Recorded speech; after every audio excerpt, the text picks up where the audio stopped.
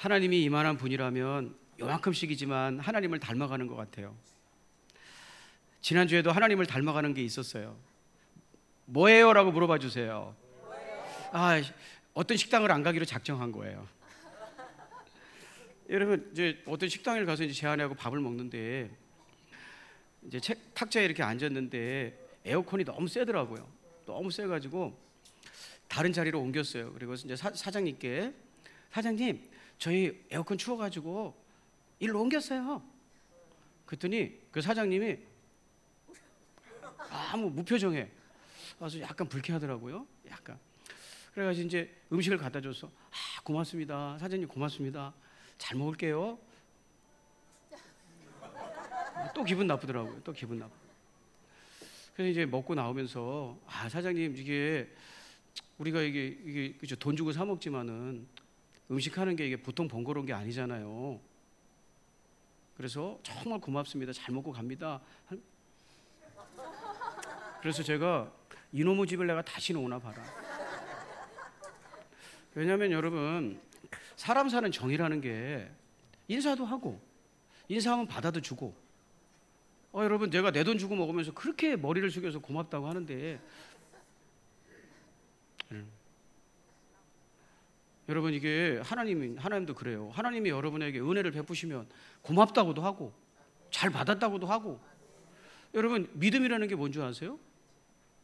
하나님이 베푸신 은혜에 대한 합당한 반응이에요. 여러분, 뭐 주면 어떻게 해야 돼요? 합당한 반응이라는 게 뭐 주면 어떻게 해야 돼요? 고맙습니다. 그게 합당한 반응이잖아요. 그래요, 안 그래요? 근데 제가 그냥 그런 식당 몇 개 봤네, 정읍에서.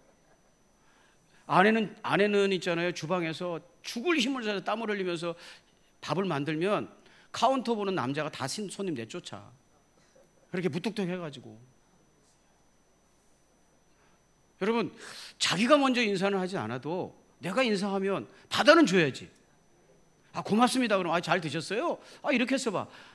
사장님 잘 먹었죠. 그러면서 또 오지. 내 생전에는 안 간다고 하고 나왔어요. 그런 식당이 한두 개가 아니오. 왜냐면 이게 하나님 닮아가는 거. 하나님도 마찬가지예요. 하나님이 은혜를 베푸시면 뭐 웃는다든지 고맙습니다 하든 그래요. 여러분, 믿음은요, 반응이에요. 반응. 살아가는 것도 반응이고. 그래서 여러분, 제가 아내를 고를 때 제일 저기가 뭐냐면 반응. 송혜교라고 해도요, 반응 없는 여자는 진짜 이래도 그만이고 저래도 그만이고. 그러면 이게 뭐예요, 이게? 여러분, 하나님이 뭐라고 내 사랑에 톡딱 건드리면 반응 좀 하시기를 축복합니다. 알아들었으면 알아들었다고도 하고 모르겠으면 모르겠다고도 하고, 그래야 이게 이제 같이 사는 거죠. 어느 식당인지 알고 싶으시죠? 저한테 개인적으로, 여러분, 사업하시는 분들은 그래요. 우리 아내하고 제가 뭐라고 얘기했냐면, 내가 자기 돈 벌어주러 간 거 아니냐. 나도 식사를 하지만. 그리고 거기는 이제 여러분 이제 추리 한번 해보세요. 차 세우기도 힘들다. 그 식당에 가려면 차 세우기도 힘들다. 왜 사장님들이 그런 생각을 안 하는지 모르겠다. 우리 식당에 오려면 지나가다가 들리는 게 아니라 의도적으로 일부러 와야 되는 거다. 그럼 내 식당에 오는 손님이 귀한 거야, 안 귀한 거예요? 귀한 거잖아요.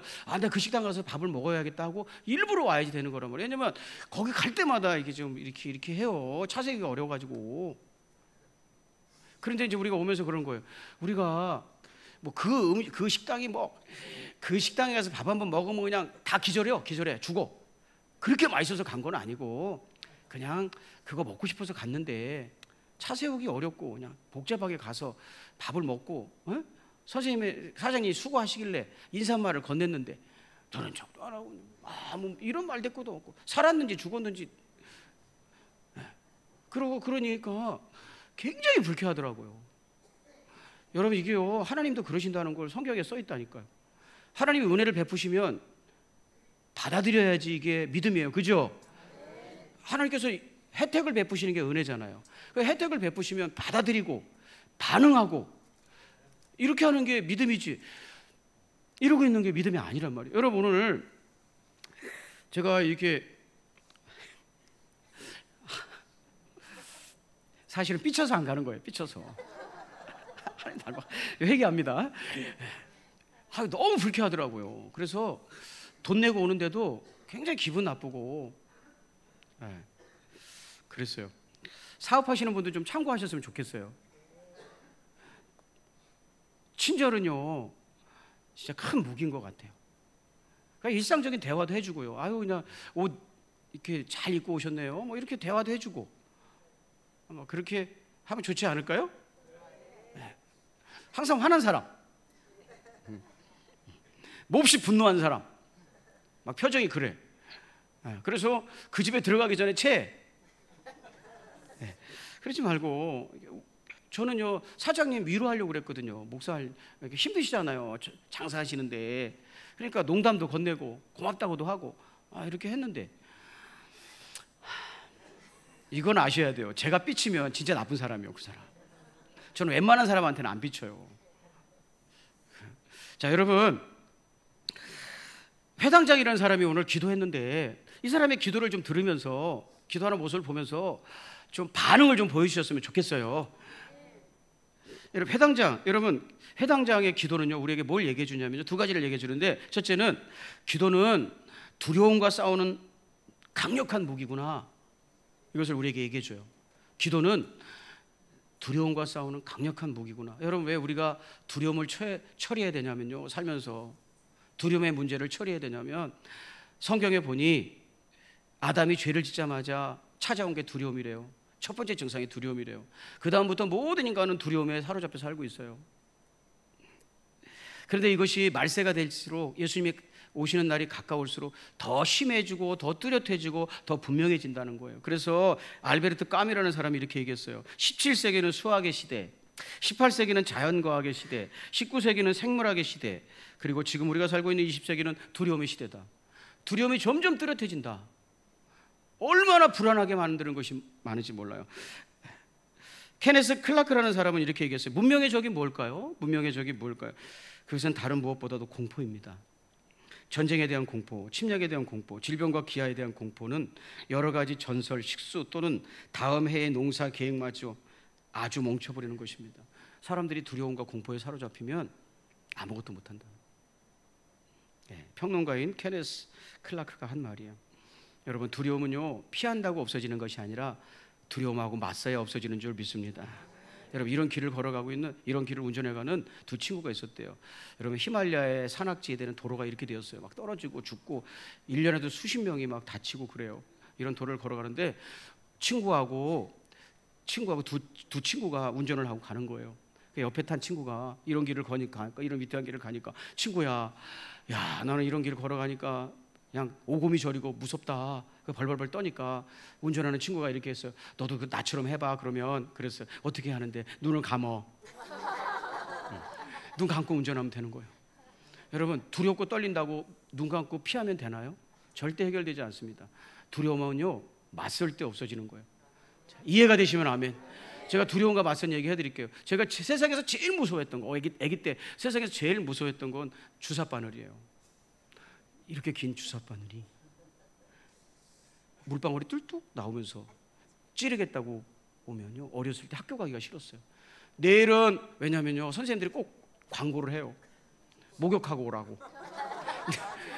이렇게 옛날에 목욕을 안 해가지고요, 팔을 올리면 때가 누렇게 껴있는 애들이 있어요. 누룽지처럼. 진짜로. 그래서 선생님이, 야, 내일은, 오죽해서 용의 검사를 했겠어요. 용의 검사. 발 씻었는지 손톱 깎았는지 용의 검사라는 걸 했겠어요. 아무튼 그래서 내일 냄새 나면 안 되니까 내일 주사 맞으니까, 팔에다 주사 맞으니까 씻고 와. 그러면 그 다음부터 잠이 안 와요. 너무 무서워요. 그 주사 맞는 날이 되잖아요. 쭉 줄 서서 맞는데, 교실에서 맞았잖아요. 서울은 교실에서 맞았어. 쭉 맞는데 앞에 만약에 여자애기가 맞고서 막 울잖아요. 막 울어. 그리고 이제 자리에 들어가면 그 눈이 걔를 쫓아가지. 이렇게. 야, 수고했다. 너 어떻게 그렇게 고통스러운 순간을 잘 이길 수 있었냐. 막 울면서 들어가죠. 그냥 오금이 저리가 발발발 떨어요. 그게 제가 너무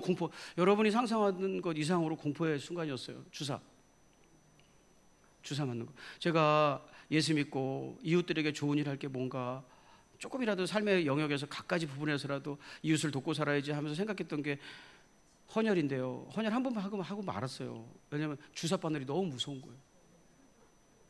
그런데 여러분도 아시겠지만 제가 암이라는 질병 때문에 여러 차례 이제 치료도 받게 되고 또 그것이 재발하는지 검사도 받는 과정에서 제일 많이 한 게 주사 바늘에 찔리는 거예요. 뻑하면 와서 찔러요. 병원에 입원 받으시면 뻑하면 와가지고 피 좀 빼갈게요. 그래요. 그냥 피 빼는 게 일이야. 그리고 CT 같은 거 찍고서 이제 요 암이 어떻게 됐는지 볼 때도 여러분 아시죠? 조영제를 넣어가지고 또 그것도 주사 찔러가지고 조영제 주사합니다. 뭐 이거는요 잘 보이게 하려고 넣는 액체입니다. 그리고 여기다 또 찔러. 찔러.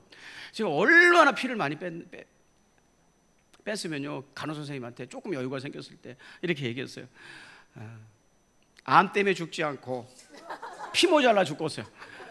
그렇게 많이 빼가더라고. 그렇게 여러분 살려니까 주사 바늘이 와서 피를 빼가는 거를 마주할 수밖에 없더라고요. 그래서 내가 주사 바늘 무서워하면 안 되겠다. 저것이 무섭냐? 그래서 할 수 없이 이제 받아들여야 되잖아요. 그래서 맞섰죠. 주사 바늘 안 무섭다. 저까지 뭐 사람이 죽고 사는 분도 있는데 주사 바늘에 찌르는 것이 무엇이 무서워요 하고 맞섰더니 지금은 어떻게 될까요? 하나도 안 무서워요. 하도 찔려봐가지고. 그리고요 누가 이제 피 뺀다 그러고 이제 요새도 건강검진하면 피 빼잖아요. 그러면 제 혈관 속에 주사 바늘이 들어가는 걸 이렇게 봐요. 그리고 피가 쭉 흘러나오는 걸 봐요. 그러면서 이렇게 농담을 건네죠. 혈관이 잘 안 잡히죠. 하나도 안 무서워요. 내가 만약에 어렸을 때 이거 공포감을 가지고 암 수술을 했다면 죽었을 거예요. 수술 받기 전에 죽었을 거예요. 무서워서. 그런데 마주 해보니까 별것도 아니더라고요. 실제로 딱이 맞는 것보다 안 아프더라고요. 따끔해요, 아파요. 그래도 하나도 안 아프더라고요. 무서워서 그랬던 거지. 두려움은요 맞서면 이길 수 있는 게 많아요. 맞서시기를 주의 이름으로 축복합니다. 나 이것 때문에 무서워 죽겠다. 그거 하고 맞서보라 이 말이에요. 그런데 여러분 태산명동에 서일필이라는 말 있잖아요.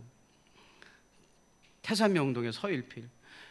산이 무너질 것까지 큰 산이 막 쩌렁쩌렁 울려서 이거 이제 나라가 망했는가 보다, 천하가 망하는가 보다 했더니 웬걸 쥐 한 마리가 나오더라. 태산명동의 서일필 쥐 한 마리더라. 예. 엄청 두렵고 무서운 건데도요 일단 마주해 보니까 별거 아니더라고요. 두려움과 맞서 보시기를 주의 이름으로 축복합니다. 근데요 제가 우리 성도들하고 은혜를 나눌 것 이거예요. 내가 마주서도 해결 안 되는 문제가 있더라는 거예요. 두려움이 있더라는 거예요. 절대 해결되지 않는 문제.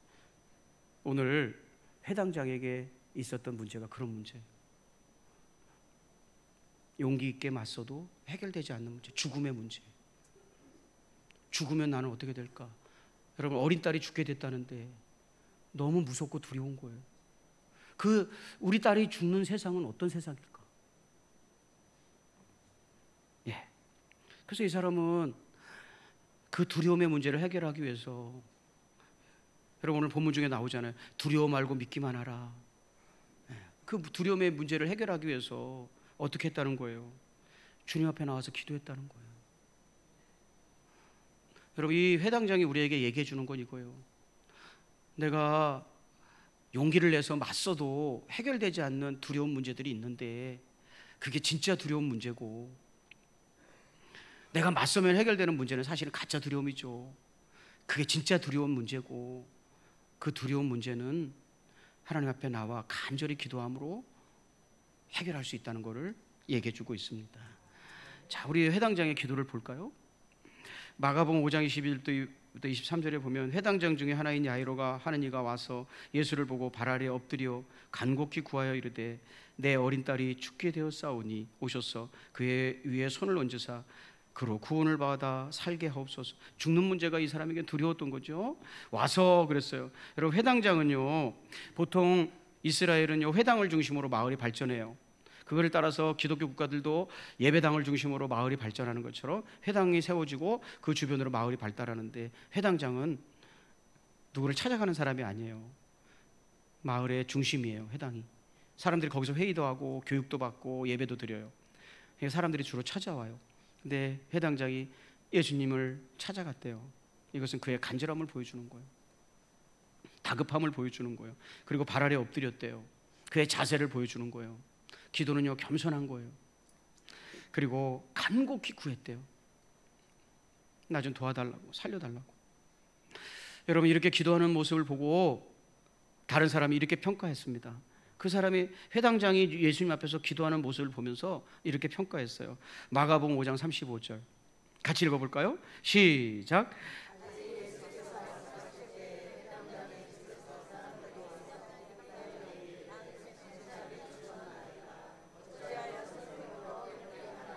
예, 회당장에서 온 사람은, 외상상에서 소식을 듣게 된 사람은 회당장이 지금 예수님을 괴롭게 하고 있다고 표현하고 있어요.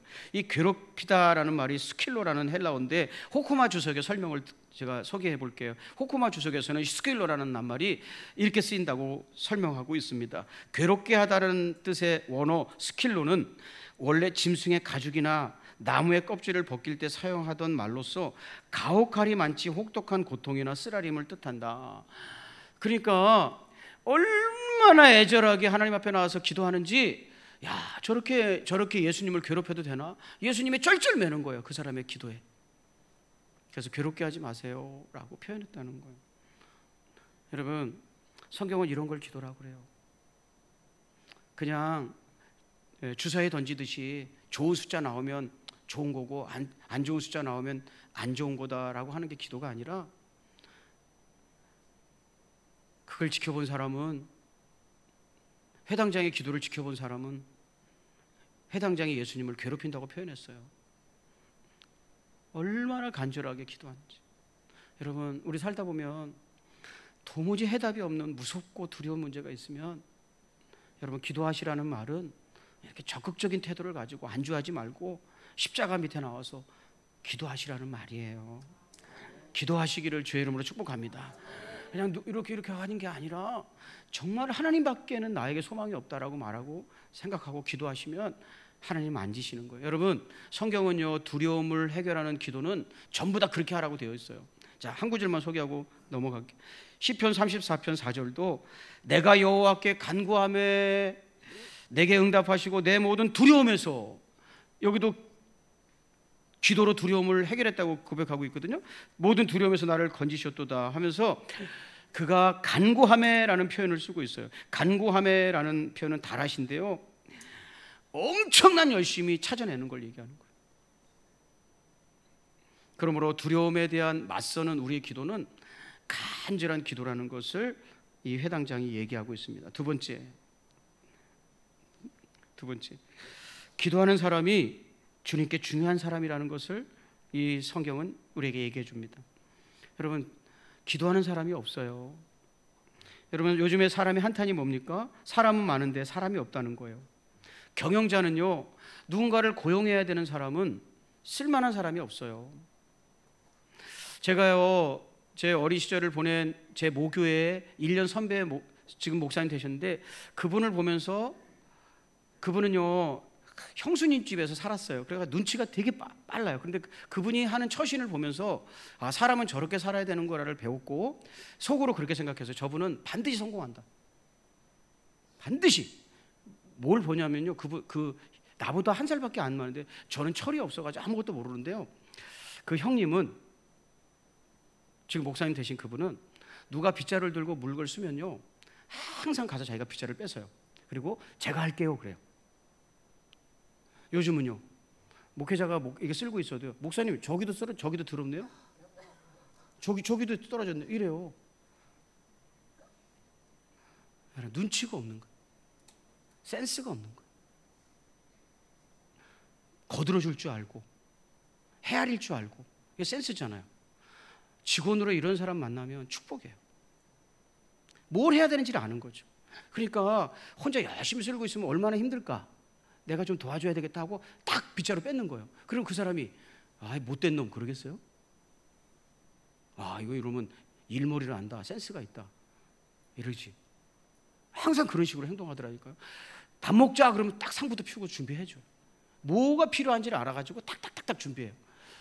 그래서 제가 그분의 처신을 보면서 이분은 반드시 성공한다. 아니나 다를까 자식도 잘 키우고요. 네. 사랑하는 성도 여러분, 사람이 없어요. 시키는 것밖에 안 해요. 또 일자리를 구하는 분은요, 일자리를 구하는 분, 좋은 일자리가 없어요. 좋은 일자리가 없어. 그러니까 서로 사람이 없대. 그게 현세잖아요. 근데 하나님 보시기에는 어떤 사람이 없냐면 기도하는 사람이 없어요. 예수님 주변에 수많은 사람들이 따라다녔어요. 그런데 기도하는 사람은 없어요. 실제로 없어요. 여러분 볼까요? 마가복음 10장에 보면 예수님 주변에 뭐 헤아릴 수 없는 사람들이 따라다녔대요. 자, 그 부분을 읽어보겠습니다. 그들이 여리고에 이르렀더니 예수께서 제자들과 허다한 무리와 함께 여리고에서 나가실 때에 디메오의 아들인 맹인 거지 바디메오가 길가에 앉았다가 허다한 사람이 예수님을 따라다녔어요. 그런데 맹인 거지 바디메오만 주님을 향해서 기도하는 거예요. 47절, 나사렛 예수시란 말을 듣고 소리질러 이르되 다윗의 자손 예수여 나를 불쌍히 여기소서. 이거 기도거든요. 그 많은 사람 중에 기도하는 사람은 바디메오 한 사람. 마가복음 7장 24절부터 25절, 예수께서 일어나사 거기를 떠나 두로 지방으로 가사 한 집에 들어가 아무도 모르게 하시려 하나 숨길 수 없더라. 너무 피곤하셔서 잠깐 쉬려고 집에 들어갔는데 숨길 수 없더라. 사람들이 어떻게 알고 찾아왔다는 거예요. 바글바글 집안에 찾아왔어요. 이에 더러운 귀신 들린 어린 딸을 두는 한 여자가 예수의 소문을 듣고 와서 그 발 아래 엎드려. 수많은 사람들이 예수님 궁금해서 왔어요. 여러 가지 이유 때문에 왔는데 한 사람만 무릎 꿇어 기도했다는 거예요. 마가복음 5장 21절부터 22절, 오늘도 그 말씀이에요. 예수께서 배를 타시고 다시 맞은편으로 건너가시니 큰 무리가 그에게 모이거늘 이에 바닷가에 계시더니 회당장 중에 하나인 야이로를 하는 이가 와서 예수를 보고 발 아래 엎드렸다. 허다한 무리가 예수님 주변에 있는데 그분 앞에 무릎 꿇는 사람은 한 사람. 여러분 삶을 한번 점검해 보세요. 여러분은 기도하는 사람인가? 정말 간절히 기도하는 사람인가? 여러분 그 문제를 놓고 여러분이 이렇게 회당장처럼 간절히 기도했다면 하나님이 10년 전에 응답하셨을 거예요. 20년 전에 해결하셨을 거예요. 그런데 기도하지 않는다는 거예요. 그래서 존 낙서는 이런 말을 했어요. 기도하는 한 사람이 기도하지 않는 한 민족보다 강하다. 기도하는 하나님의 백성들은 교회의 보배죠. 여러분, 예수님은요 기도하는 사람을 얼마나 귀하게 여기는 줄 아세요? 마가복음 4장, 예수님은요 예수님 주변의 사람들에게 어떤 일을 하셔요. 사람들이 주변에 모여들면, 그래서 사람들이 모여들었고요, 어떤 일을 해요. 자 볼게요.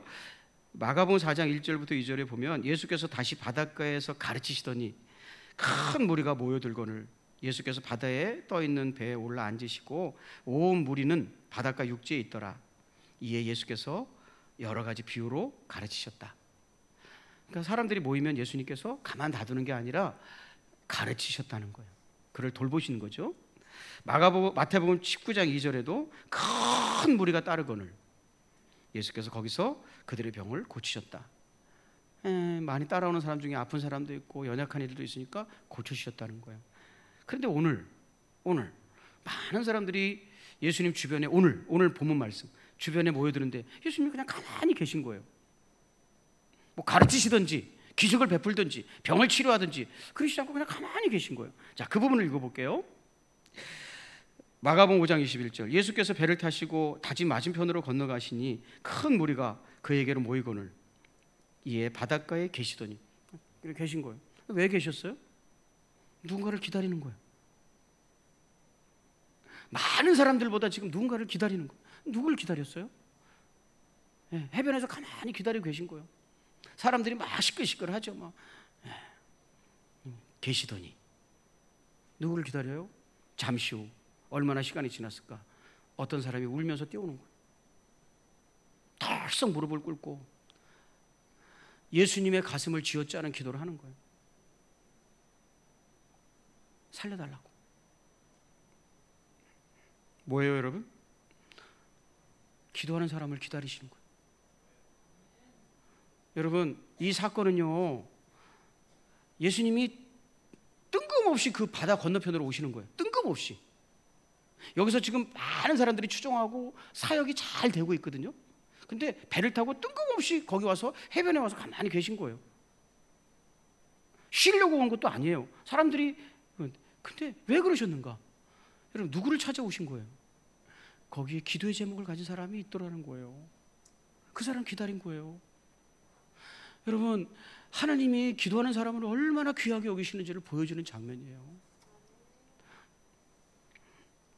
이런 기도하시기를 주의 이름으로 축복합니다.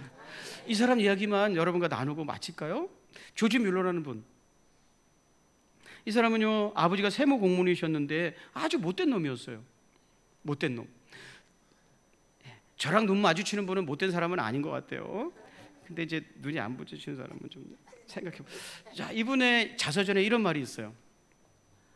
자서전에, 나는 아버지의 호주머니에서 돈을 훔치던 좀도둑이자 술과 도박에 빠져 지내던 불량 청소년이었습니다. 그러나 나는 주님을 만나 1825년 11월에 회심했고, 그로부터 4년 뒤 주님께 완전히 행복하게 되었습니다. 나 예수 믿게 되어서 옛 생활을 청산했다는 거예요. 그래서 이제 이 조지 밀러라는 사람이 나도 남에게 유익을 주는 사람, 남을 돕는 사람, 남에게 필요한 사람이 되려고 결심을 했어요. 그래서 시작한 일이 고아들을 돌보는 일이었어요. 처음에 여자 어린이 30명을 돌보는 보육원을 시작했대요. 근데 이 사람이 보육원을 시작하면서 딱 한 가지 결심을 합니다. 절대 어디 가서 손 벌리지 않고 나는 무릎 꿇어 기도하고 이 보육원을 하겠다. 오직 하나님만 의지하고. 그래서 그가 5만 번의 응답을 받은 책을 쓰죠. 이런 일이 있었대요. 어디가 손 벌리지 않는 거예요. 난 하나님께서 하신다고 믿는다. 그래서 철저히 무릎 꿇어 기도하고 하겠다고 결심하고 이제 기도하는데, 어느 날에요, 폭우가 쏟아지는 거예요. 사람들이 안 다니는 거예요. 그러니까 적선하는 사람도 안 오죠. 비가 많이 오니까. 근데 먹을 것이 없어서 400명이 앉아 있는 거예요. 400명의 고아를 키우고 있는 거예요. 400명이 앉아 있는데 빈 식탁에 앉아서 400명이 기도를 했대요. 기가 막히죠. 비는 쏟아지고 사람들은 이제 오도 가도 않고. 근데 그 빗 속에서 400명이 빈 식탁 앞에서 기도를 마쳤을 때 마차가 들어오더라는 거예요. 마차가. 그 마차가 음식을 잔뜩 싸가지고 돌아가지고 뭐라고 그러냐면, 이 옆에 공장에서 오늘 나들이를 가려고 음식을 주문했다는 거예요. 근데 비가 너무 쏟아져가지고 이거 뭐 꼼짝을 할 수 없어서 직원들이 이 음식은 가는 길에 있는 보육원에다 기증하면 좋겠다라고 말하더래요. 산업혁명 때잖아요. 사람 많이 근무하잖아요. 그래서 그거 가져왔다고 그러더래요. 그래서 그 빈 식탁에 채워졌다고 간증하더라고요. 여러분, 누가 예수님께 중요한 사람이냐? 기도하는 사람이에요. 기도하는 사람. 그 사람을 위해서 먼저 와서 기다리시는 거예요. 뭘 가지고요? 여러분의 마음에 있는 응어리, 그 기도 제목을 푸시려고 해변에 와서 먼저 기다리신다는 거예요. 그 기도하는 사람 기다리시는 거예요. 그러니까 여러분보다 먼저 와서 하나님은 언제나 기다리신다는 걸 기억하시고, 그 중요한 사람이 되셨으면 좋겠어요. 여러분, 우리 교회가 예배당을 지을 때 기도하는 교회가 되기를 소원했는데, 저 앞에 기도실 2개는 우리 교회 심장이에요. 심장. 저 심장. 딱 심장과 같은 곳에 기도실을 만든 이유가 뭐예요? 우리 교회의 심장은 기도란 뜻이에요. 여기 가면, 다니엘 기도실 가면 애들이 잠자고 그래요. 왜? 기도하는 사람이 없으니까. 잠자고 못된 짓 다 해요. 거기서 열려 있으니까. 왜 항상 열어놓습니까? 기도실은 잠겨 있으면 안 되니까. 거기 가서 무릎 꿇고 기도하고 그러라고 했는데 문을 열어놓으니까 애들이 와서 나쁜 짓만 다 하고 앉았어요. 사랑하는 여러분, 주님 앞에 중요한 사람은 기도하는 사람이에요. 그 기도하는 사람으로 하나님께 쓰임 받기를 주의 이름으로 축복합니다. 우리 다 같이 자리에서 일어나셔서